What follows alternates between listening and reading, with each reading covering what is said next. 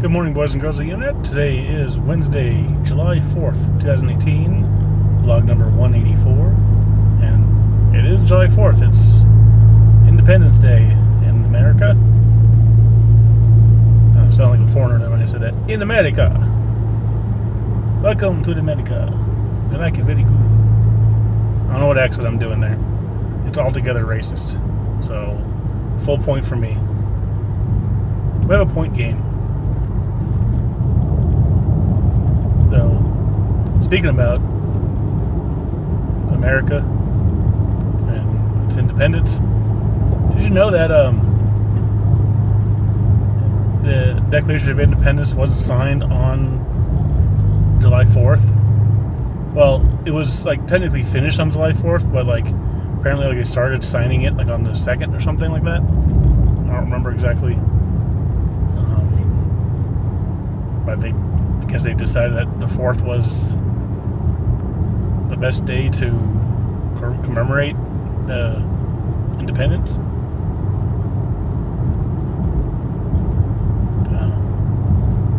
We've come a long way since 1776. A lot of ups and downs, and unfortunately, as a country, we've had a lot of downs that we collectively would like to forget. And not to get too super political, but I'm pretty sure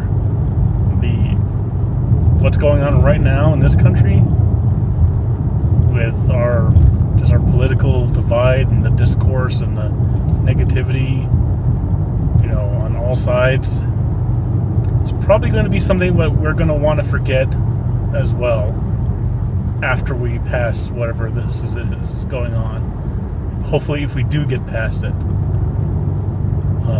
I'm almost afraid to say that things will only get worse, as things have been getting worse. It seems that, for all the progress that we have made, something has shifted in American culture, where optimism is no longer there. American idealism is no longer there. It's there, but in a different form. Nowadays, people latch on to the whole notion of we're the greatest country on earth. We're great in a lot of things, but depending on how you measure things, we're not the greatest. Yes, we have like a huge economy. Yes, what we do matters in the world. Probably more so than any other country. So in that regards, we are the world's most important country at the moment, closely followed by the likes of China, Russia, UK, things like that.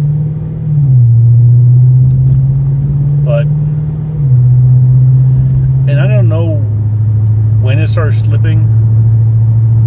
I mean, yeah, the whole thing about us being the greatest, I kind of want to say that's kind of was a big ego shot from World War II.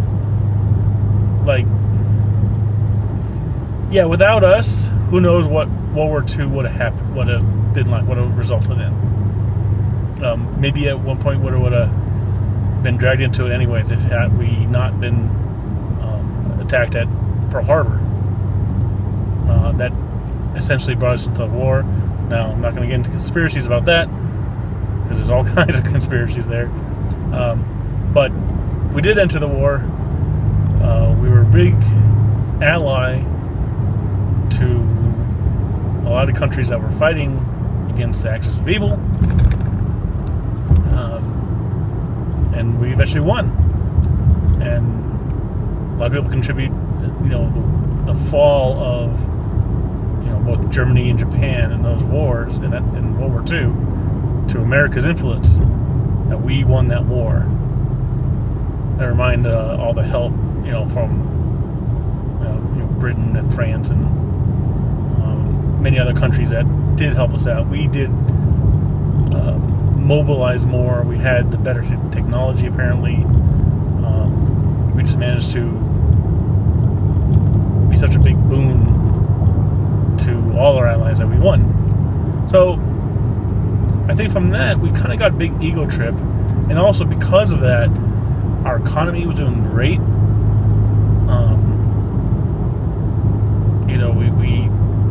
We had a whole new, manufacturing process in place now. We had all kinds of new inventions that came out of the war. So don't let anybody tell you that war doesn't do something positive in the end. A lot of times you won't see it immediately, but there is some positive in the end. I'd much rather reach these positives without war, if all possible. But out of necessity, we tend to invent things at a much faster pace because of war. Now, do we do that nowadays in today's wars? I don't know. Can't really see it right now because our wars right now last so long. Nothing's really coming out of it. It's not like this huge drive necessity that we have going on with today's wars. It's just like a skirmish to skirmish, just, I don't know. Going back. Sorry, I keep rambling on. Ever since the mid-40s, the 50s and all that, we had a great economy, booming, everything was doing great. We all believed that we were number one from then. Because at that point, that kind of cemented us as, the world's greatest country in a lot of regards. Remember, before that, we had a big role to play in the First World War. But then, of course, we had, the Great Depression. That kind of tanked the world as well. But even before that, before World War I, we were still kind of a fledgling country. We were barely over 100 years old. And we were still having this great, expansion across our vast nation. Heck, states that we have now weren't even a thing then. I live in New Mexico. New Mexico wasn't a thing at, the turn of the century before World War I. It was a territory. In fact, it was a Mexico territory, a while ago. But since World War II, that did kind of cement us as the, greatest modern nation. So people still hold on to that today. But we've lost something. And I kind of want to say it started, a lot earlier than a lot of people think. Now, granted, way back in the 40s and 50s, it was a great time. They call it, the golden age. It was just, the country was prosperous. Middle class was strong. Economy was strong. We were like a force for good in the world. Everything was great. For white people. You don't want to know what kind of shit happened to, blacks and Latinos and anybody that wasn't white back in the 40s and 50s. Hell, in the 40s, we had Japanese people in internment camps. Yeah, such a great country we are. We did things that we called necessity at the time. We had racial segregation. And it wasn't good for everybody. People forget about that. And we had the 60s. And we had a great... that's, I think, where a big divide started in this country. We had,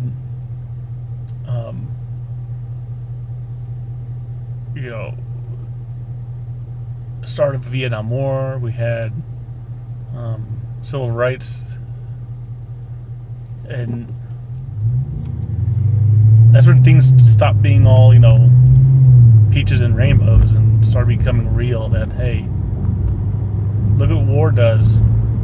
We're sending these soldiers who are, they're teenagers to go like kill babies, and they came back and people spitting on them, calling baby killers.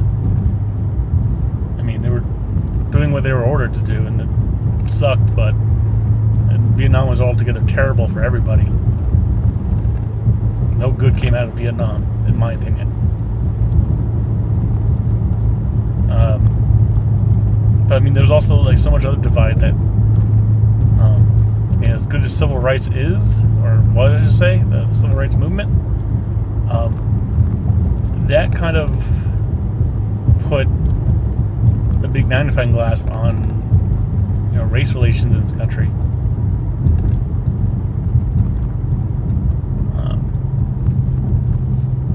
It was great for minorities who didn't have any civil rights, and they got civil rights from that movement. But still, there are pockets in this country that they want to hold on to what they thought was their right to discriminate, and they felt, just because the country says it, that they had, these people have a right. I don't like the fact that, hey, this nigga over here is going to school with my white daughter or something. That should happen. I'm sorry to say the N-word, but I'm not going to censor myself when things like that. That's what they said. I'm not saying that. That's what they said.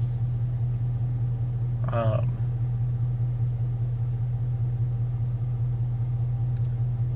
then we started to have the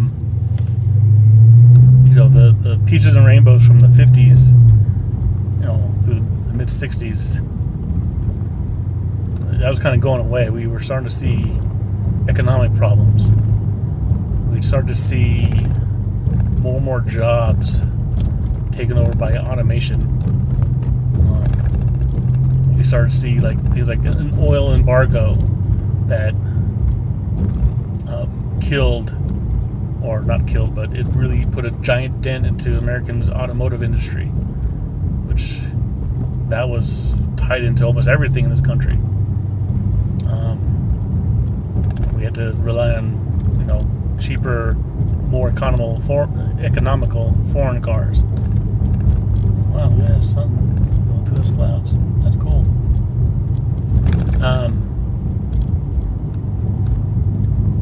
And it just started to really have this giant, divide. Those people that were struggling now.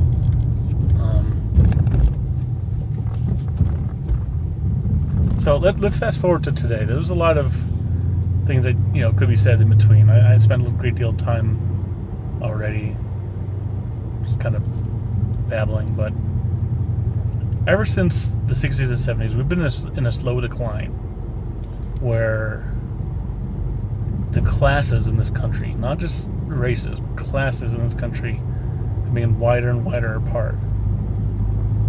There was a time where even if you were part of a big company, an employee of a big company, the difference between you and a CEO wasn't all that great. Yeah, CEO, sure, deserves way higher pay than you do as a grunt worker, as a low-level employee. But the average employee at a company back then, was a certain amount. It was depending on when it was, but CEO earned 150 times more or something like that, which is a lot. Now, CEOs are earning 400, 500 times more than employees are. Sometimes even more. And it's pretty ridiculous what's going on. So yeah, take a look at that. It's pretty nice looking. I'm going to leave it on this for now while I finish up this discussion. Where was I? So yeah, we've been in a slow decline for decades now. Classes have been getting further apart. Wages have been stagnated despite inflation going up and up. Wages haven't gone up that much. They've increased a little bit due to inflation, but on a whole, in relation to what we earned, they've been kind of flat-lined for the last 20 years. Things start getting more expensive. We're paid the same crap. Colleges start getting more expensive. Student loan, rates are through the roof. People can't get education. People can't get good jobs that pay decent enough, even if they do have an education. Altogether, in this country, we have a big problem with just class divide. And the divide is getting just wider.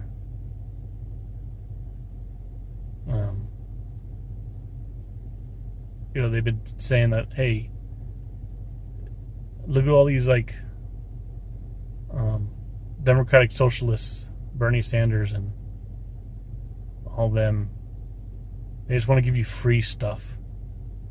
It's all sunshine and rainbows. They just want to give you free crap. And that's not what they want. They want to use the money that we generate through taxes for the things that will benefit the country in a better way than it is now. Right now, you have a country that spends all its money on wars that we don't need to be in, and gives giant-ass tax breaks to billionaires and corporations. $1.5 trillion in tax breaks were given to them by the current administration. $1.5 trillion.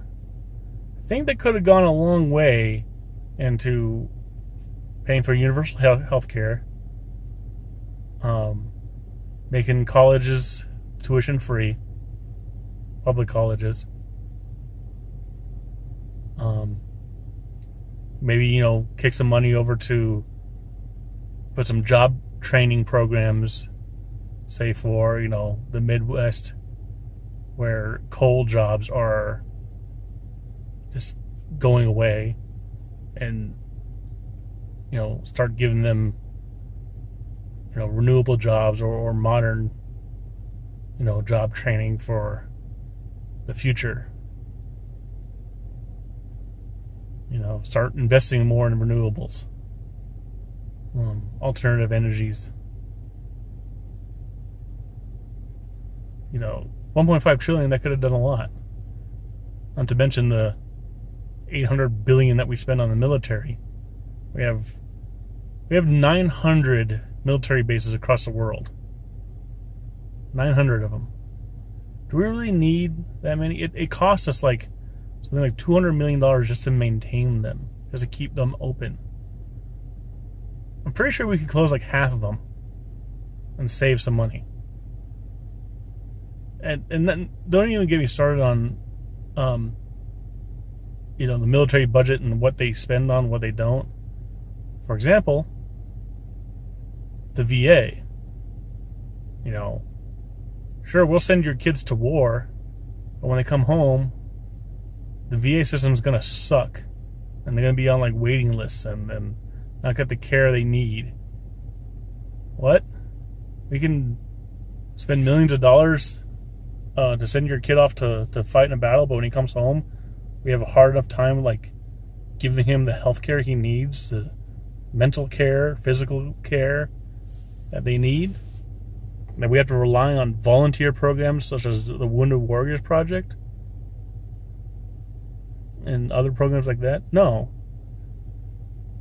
If you fought for our country, which on Independence Day should be something that everybody should be proud of, I'm extremely grateful for all of our military servicemen for what they do, even though they're doing something that I disagree with in terms of fighting wars that are pointless.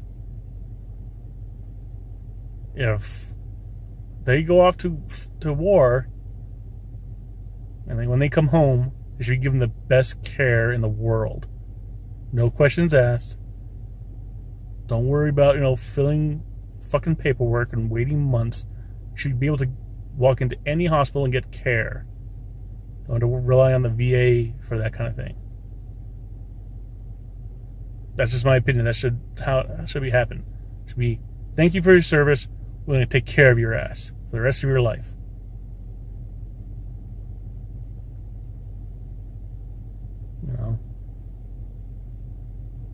And going back to what I said at the very beginning, there's a lot of things happening right now that I think we're going to look back and try to forget. We're going to try to forget that we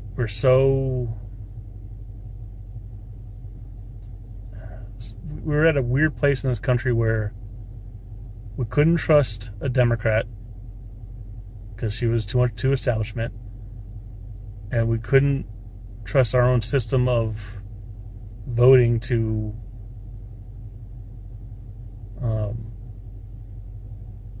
really vote for who we thought was the best. We voted for not the other. Not to mention the fact that our electoral system, screwed some people out of, winning certain things that they should have won. Not saying that I'm bitter about how much the DNC screwed Bernie Sanders, but let's just leave it at that. I'm not going to say how much this whole last couple of years, whatever's been going on, has been getting more and more divided. I made a whole video about how everybody argues about it over everything. That's not changing. I'm not expecting that to change at all. People argue over which vacuum cleaners are better than the other. I know that's going to happen. But, everything's such vitriol right now that, when it comes to basic things such as human rights, such as basic human needs, and also just working together as a one nation. Not to say, because I hate this phrase, it's on our money. It says, "In God we trust." And we say in our Pledge of Allegiance, one nation, under God, indivisible, with liberty and justice for all. The under God thing has been inserted in the 50s, and I don't think that's ever going to change, but the core message of one nation, E pluribus unum, that was our original motto. Out of many, one. We should be able to put aside differences and work together for our mutual benefits as a country. We're all Americans. We should be able to recognize the plight of other human beings, even though those other human beings are non-Americans. They're coming here seeking for asylum. We should be able to treat them with dignity and respect and say, what do you need? Not saying, we'll give you everything you need, because that just creates a dependency on us. But we have to look at it on a case-by-case basis and go, all right, we can grant you asylum. We can, if you go through problems, like if you're just a mother, traveling from your drug war torn country down the south, You just need to get out of there because you're afraid that you and your children are going to be killed. You deserve asylum. If that's all you're coming to this country for, come here. I want you here. We'll figure something out with you. But don't just be like, no, you're brown folk. We're going to treat you with, disrespect. We're going to treat you as subhuman. We're going to take your children away from you and kick your ass back across the border and, to face the drug wars and the cartels by yourself.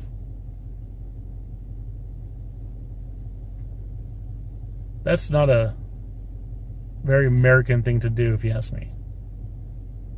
Give us you're tired, you're sick, you're destitute. I forget what the whole phrase on the Statue of Liberty says. But we're supposed to be a welcoming country. And we're supposed to be able to work together to not just help ourselves, but to help others. Are we in such a bad shape right now where we can't help others right now?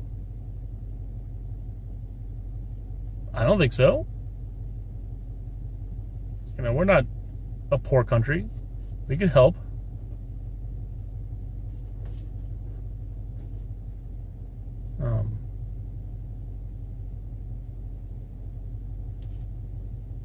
So that's one aspect of what's going bad in this country. And we have other things that, like, we have whole sections of people who they're just plain ignorant. I'm not saying they're stupid. I'm saying they're ignorant. They don't know facts. They don't know how to find the facts. And they're easy to persuade. They're easy to, they believe things based off like their feelings. Oh, this feels right. But is it right?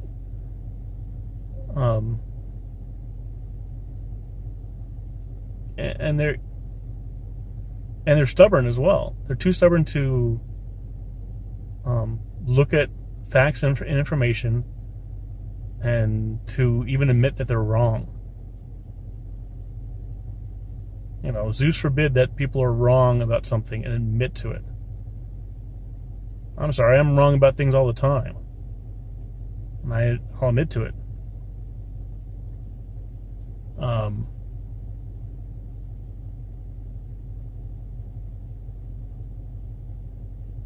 But that's one big thing that's a problem in this country, is that there are a large subset of people who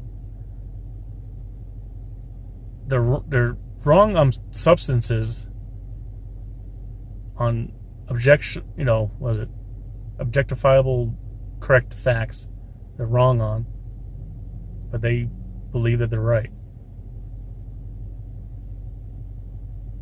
And then we have stupid people stoking the fires of divide even further.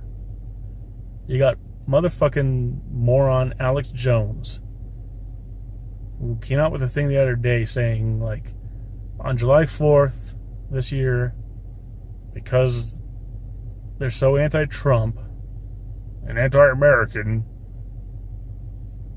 that the Democrats are going to start a new civil war. He said this. He actually believes it.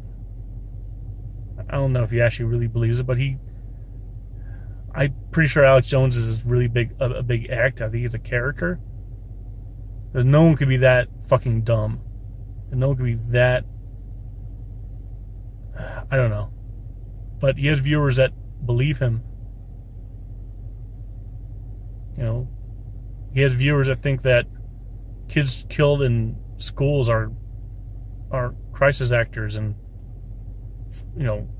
it's all a hoax and deep state, hoax and shit like that. That's where we're at as a country. We have morons like that who are able to get their message across in pretty convincing ways. And you have giant portions of our population who listen to that shit and simply just hate the other side. They hate brown people. They hate liberals and old libtards. And they don't listen to reason. And I don't know what we're going to do about it. Because we have this giant divide. And I don't think it's going to heal anytime soon. We have a president who openly praises dictators across the world. And he praises Putin. He praises Duterte, the president of the Philippines, who, extrajudiciously, I can't say that word, who goes out and kills drug users and drug dealers in the street with no due process. And Trump sees that as strength, and he wants that probably here, I guarantee it. He's praising Kim Jong-un right now of North Korea, even though months ago he was calling him Little Rocket Man and insulting him. I don't know what the fuck's going on in that. But he sees that, this dictator's, has his country on lockdown. We need some of that here. He praises the president of China, who just recently kind of made a amendment that can essentially make him president for life. And our president's like, oh, that's pretty good. President for life. He's thinking about it. He wants it to do it himself.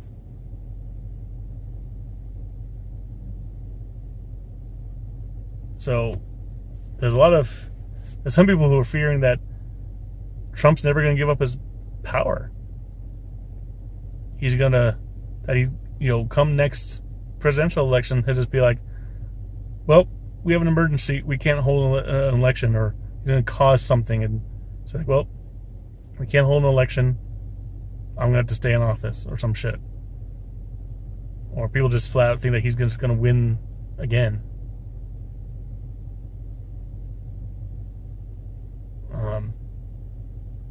And here's a guy who, he's so stupid. He doesn't read anything. They give him his briefings every day, as a president should get, what's going on in the fucking world. They have to dilute it down to one page with pictures preferably. And if he doesn't see his name, every other sentence, he gets bored when he's reading something. We hired an egotistical maniac who lies on a daily basis, multiple times a day. And not just every politician lies, but not to this extent. Not to, where you count them 5 major lies per day on average. No politician does that. Never. Not to that extent. If a politician says 5 major lies in 2 weeks, that's might be the average. Most politicians just go in as they try to do their jobs and make statements where they're straight up lying, but he lies so openly and brazenly. That's the thing, and people believe him.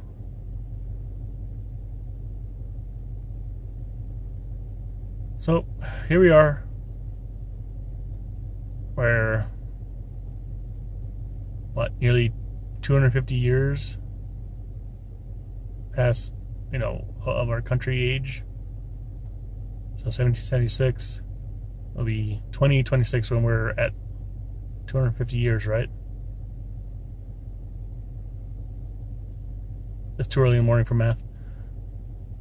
But here we are in our era where you have people quite literally and seriously talking about another civil war. And for what? Because they don't like liberals asking for stuff for free. Because they don't like gays being married. That, you know, liberals want to disinvite conservative people from colleges to speak. Because,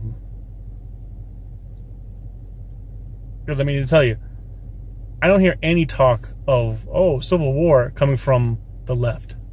It's all coming from the right. They're so quick to want to fight for something, they'll say that, this is just something I believe in. But what you believe in is demonstrably false. What you believe in are lies and snake oil and you've been conned. What are you going to really fight over? I got to keep my Second Amendment. No one's want to take your Second Amendment away. They lied to you. The politicians are lying to you, saying that the Democrats want to take your guns. No Democrat wants to take your guns. We want to enact. We want gun safety, common sense gun safety that 90% of the country wants.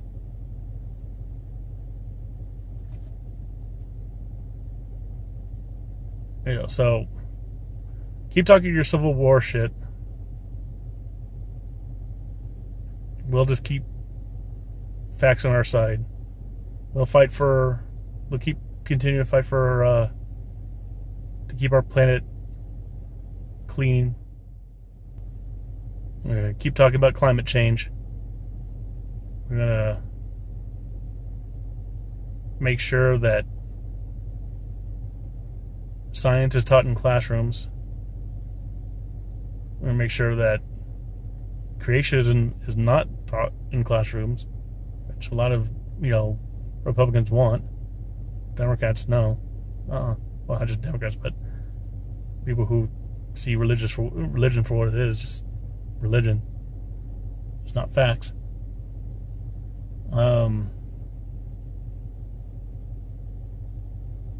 We want our tax money to go to things that will benefit us.